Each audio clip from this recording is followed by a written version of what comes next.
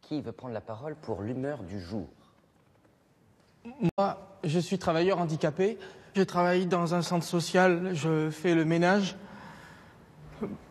Bon, je suis triste parce que j'ai pas trop de contact avec mes collègues.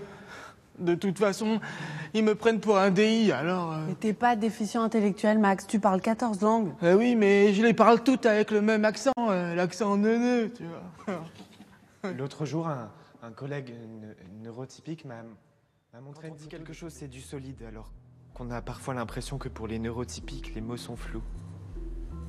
Il disait phrases en l'air. C'est vrai, ça. Ça sert à quoi de dire des phrases en l'air? Et comment on est censé savoir que c'est des phrases en l'air? D'ailleurs, ça veut rien dire des phrases en l'air, alors comment leur faire confiance? Oui, Guillaume, vas-y. Je me rends compte combien je perçois mal les C'est ce que intentions font tous des les gens. neurotypiques.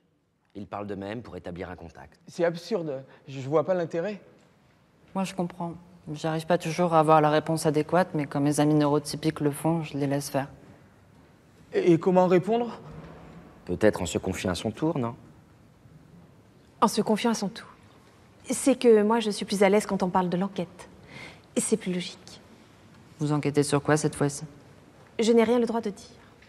Allez, Astrid, on répétera rien. Je n'ai rien le droit de dire. C'est ton intérêt spécifique, ne me dis pas que t'as pas envie d'en parler. Mais je n'ai pas le droit.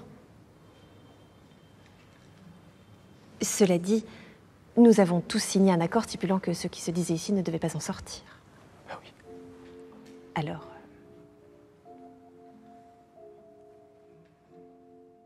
Alors? Bon, est-ce que quelqu'un veut encore partager quelque chose? Moi, j'ai un nouveau travail. Ah, tu as changé d'entreprise. Non, je suis toujours dans la même, mais je suis plus à l'entretien. C'est grâce à vous, j'ai réussi à parler à un de mes collègues et j'ai été pris au service informatique. Félicitations, Max. Nous sommes tous... Raphaël, bonsoir. Bonsoir. Je suis désolée, je voulais vraiment pas vous déranger. Asseyez-vous. Je suis venue voir Astrid de nos balades. Et si c'était lui qui écrivait tout depuis le début? Si c'était Franqueur, l'homme de paille, ce serait possible, non?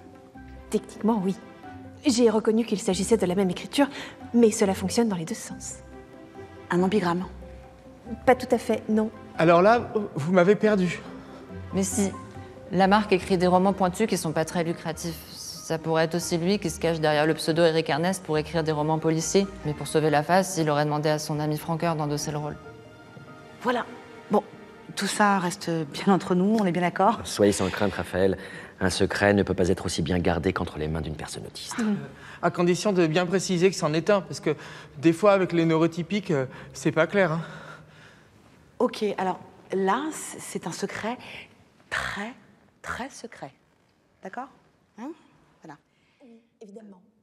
On ne dit pas non à cette typologie d'événements. Bah oui, mais la perspective d'être seul avec des inconnus dans un endroit qui t'est étranger... Et comment elle peut te faire un coup pareil? Max, je crois qu'on peut penser que le geste de Raphaël était bienveillant. Ah oui? Bienveillant? Oh là, je comprends pas. Et le cadeau? Il y a le cadeau. Le corps de J'ai passé la Paul, nuit à y volé. penser. Quelle horreur. En même temps, si on y réfléchit bien, ils allaient faire brûler le corps de ton frère pour le mettre dans une toute petite boîte, alors ça change pas grand-chose. Totalement inapproprié, ça, Max. Bon Oui. Pardon? C'est pas grave. Non, C'est pas grave, Max. c'est pas grave. Mais pourquoi faire une chose pareille? Enfin, dans quel but? Moi, je vois qu'une seule raison qui puisse pousser quelqu'un à faire disparaître un corps. C'est pour Il dissimuler. y a 5 phases dans le deuil. J'en suis encore à la première. Voilà, c'est tout. Quand mon père est mort, j'étais terrifiée. La peur de l'inconnu a largement pris le dessus sur la tristesse. Je ne savais pas comment réagir. Je n'ai pas pleuré. Beaucoup de gens ont été choqués à cause de cela. Mais c'était un malentendu. Dans notre société, tout homme qui ne pleure pas à l'enterrement de sa mère risque d'être condamné à mort. C'est d'Albert Camus.